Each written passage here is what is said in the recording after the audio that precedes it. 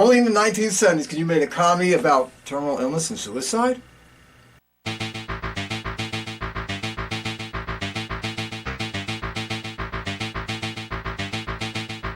Okay, everybody, today we're going all the way back to 1978 to review a movie that I said I was going to review a million times over, and I'm finally getting there today. Today we're going back to look at this little dark gem, this little dark comedy, this little piece of movie called classic cinema, The End. But before we go any further, before we look at this anymore, once again, and as always, to the trailer. This is Sonny Lawson. He's just reaching the prime of life, but he's also reaching the end. I'm a big man. I'm a strong guy. You know what I mean? I can handle it. Now just tell me, how long have I got? Let's say you got a year. Oh my God, no! Facing death, he's determined to commit suicide, That's right, baby. even if it kills him. It's against the law, you know, to kill yourself. You're kidding. I wouldn't kid. Are you kidding? No, you Why would you kid? I Suicide's wouldn't a kid about serious that. thing. Well, don't be silly. I'm not gonna hurt myself. What are you talking about? What'd you do with that gun I gave you last Christmas to protect Sonny! yourself? I'm in love with the idea of killing myself. You're sure having a hard time doing it. That was terrific! I would like to find a way of doing myself in without hurting myself. You'll be hung in a moment. Okay, here you go. Okay, say goodbye to Marlon. Stakes are high. Life and death. You're holding your breath trying to suffocate. No. I don't care about that now. I got a date with a 38. Sonny, I don't want to see you kill yourself! Why did you pull me back? Why did you pull me back? Who said? I don't have enough courage. I don't have enough guts. That's why you're here. I can't do it by myself. I'd be dead now. The gun isn't loaded. Will you come on? Okay, on second thought. The End, starring Burt Reynolds as a man who's about to die. What's that supposed to mean? It means lying in the ground with dirt on your face and holding your breath forever. Dom DeLuise as his committed friend. Why did you say it, dummy? Sally Field as his loving mistress. Sonny, not now. David Steinberg as his concerned attorney. I'm gonna kill myself. What do you say, Sonny? You like the enchilada plate? Joanne Woodward as his compassionate ex-wife. I didn't walk out the door. You threw me out the door. With two hookers. One little mistake. Carl Reiner as his doctor, whose business is dying. Norman Fell, Myrna Loy, Strother Martin, Kristy McNichol, Pat O'Brien, and Robby Benson. Surprise! The End, a comedy for you and your next of kin.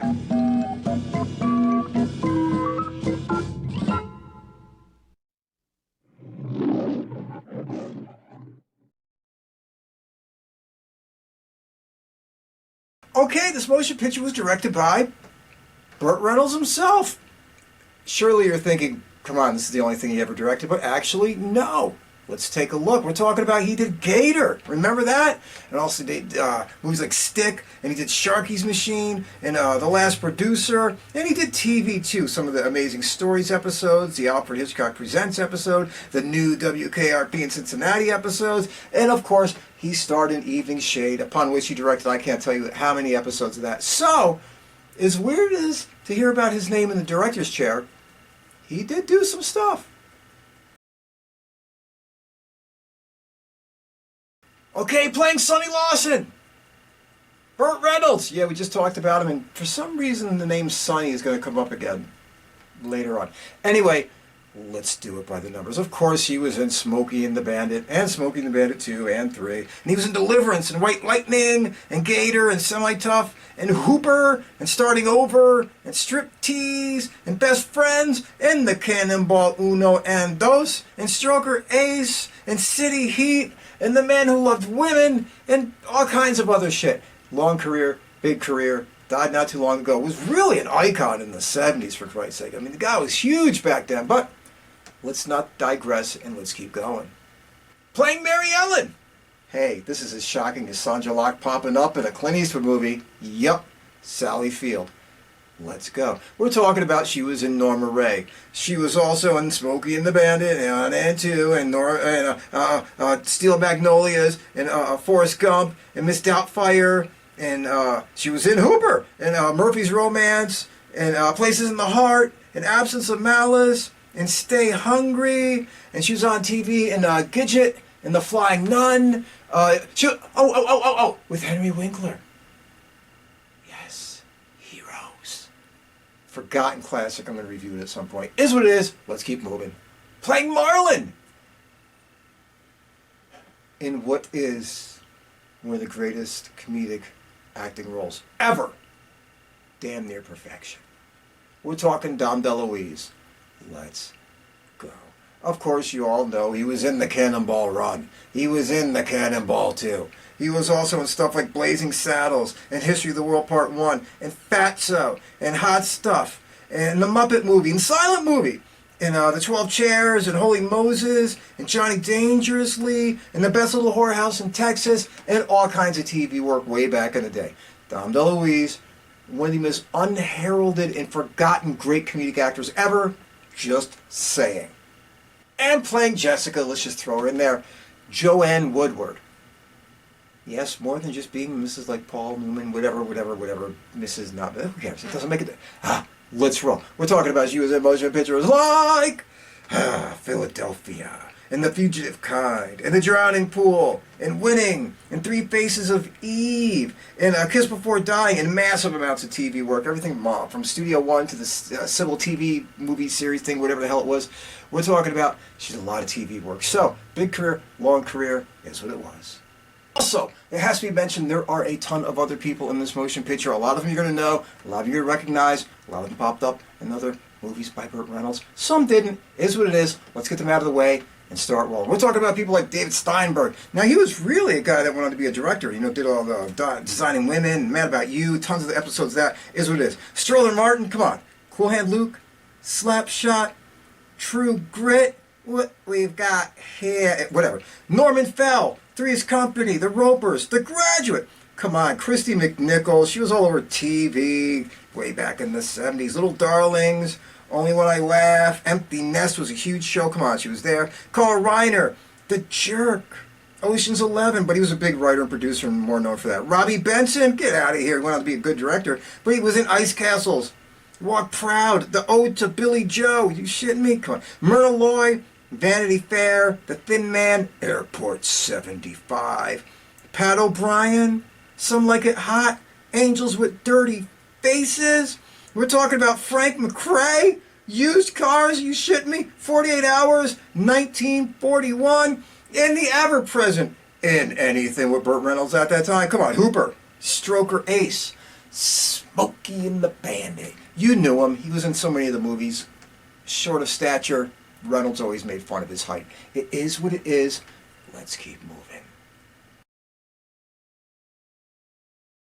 Okay, I know I've said it a million quadrillion times before, but I'm going to keep this short, keep it fast, keep it moving, keep it entertaining, so we can keep it in, whatever, get to the summation. But I always say I'm going to do it in less than 90 seconds, and often I kind of miss the mark. But it doesn't make a difference. This time, I'm really going to try to keep it short.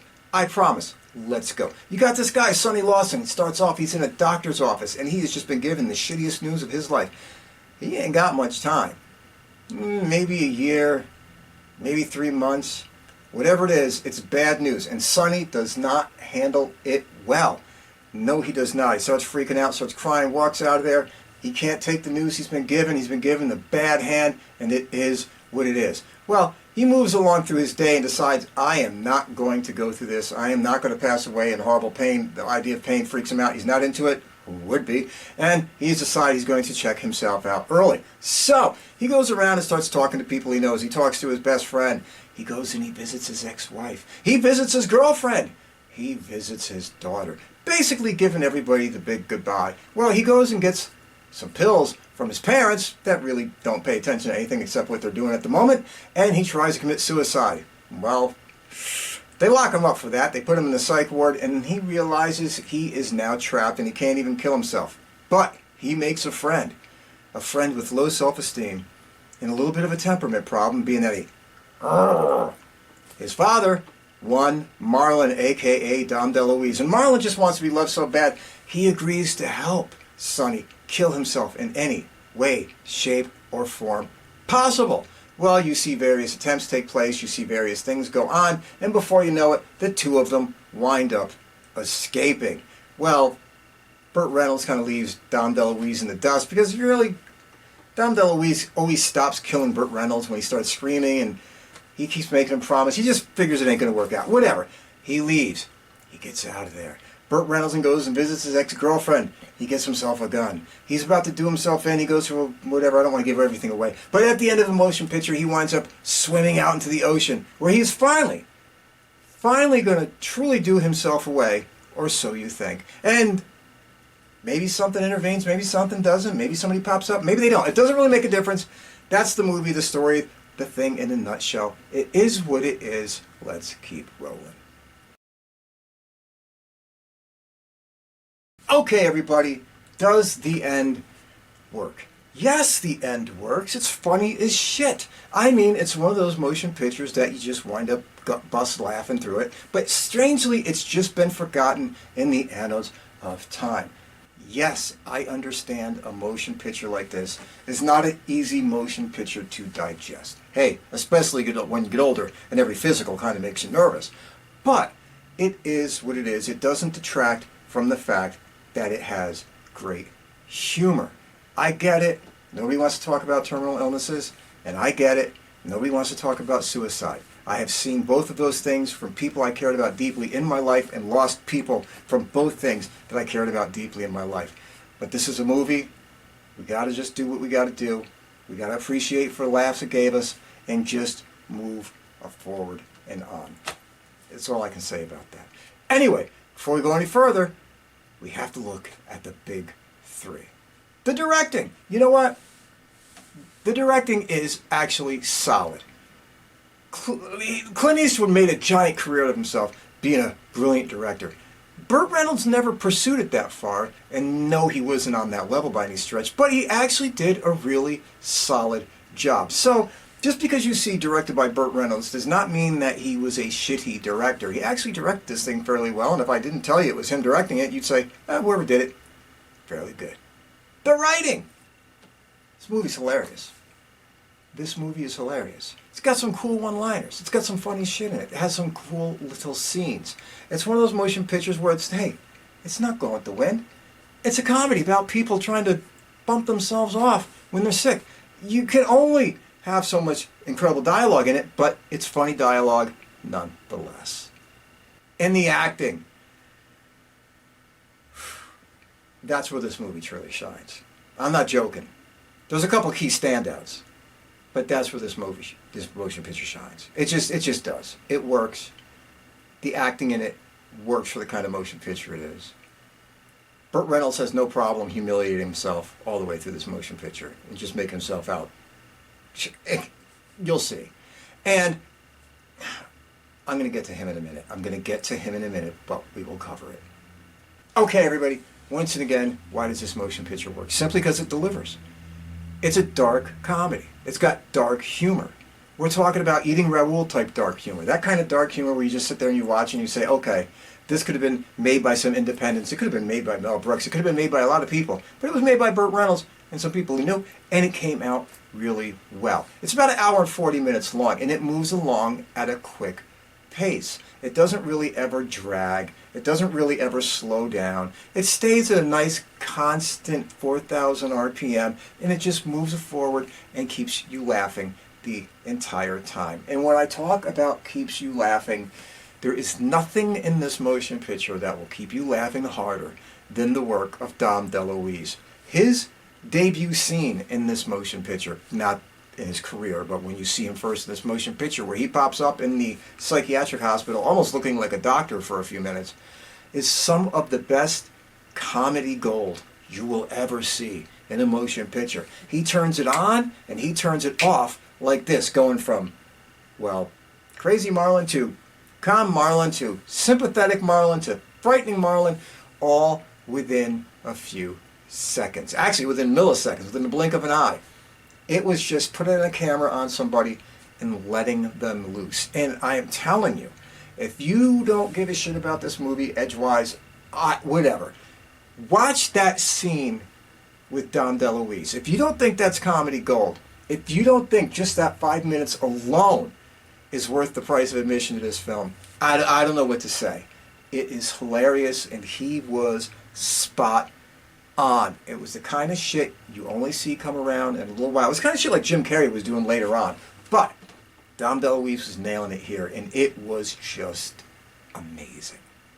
And like I mentioned earlier, Burt Reynolds had no problem humiliating himself in this motion picture. Sally Field played the girlfriend type really well. She did the job that she basically kind of did in Hooper and Smokey and the Bandit. It was Sally Field being Sally Field that we knew from like 75 to 82. It was that version of Sally Field. And she just nailed it and did it right. Now, I'm going to point something out to you that kind of is similar. This motion picture was made like back to back with Hooper. His name in Hooper was Sonny Hooper. His name in this is Sonny Lawson. Sally Field is his girlfriend in this. In Hooper, he was a stunt man that was going to do something that might end his life. In this, he's a sick guy who's going to do something that ends his life. And you're like, there's a lot of weird little semi-similarities between the two. I'm just throwing that out there. Now that I've said it, let's move on. Another great thing about this motion picture is the use of the music. I am telling you, all the music is used perfectly. You can hear his thoughts when you hear that little Paul Williams music come in. You can hear the funny vibe come in with the music. I'm telling you, they use music excellently in this motion picture to push forward the comedy, the emotion, the thoughts going through his head. I am telling you, this movie actually starts off fairly semi-normal as a comedy, a dark comedy, obviously. And it becomes a little bit more farcical as it goes on, a little bit farther out as it moves along. But it doesn't lose you totally by doing that. And the fact that the music aids in that, I just think it's a double win. Also, the movie does have a heart. There's great scenes in this thing between him and his daughter, especially when he's kind of giving her a hug goodbye for the last time, where they played it well. You know what I mean? Burt Reynolds nailed it.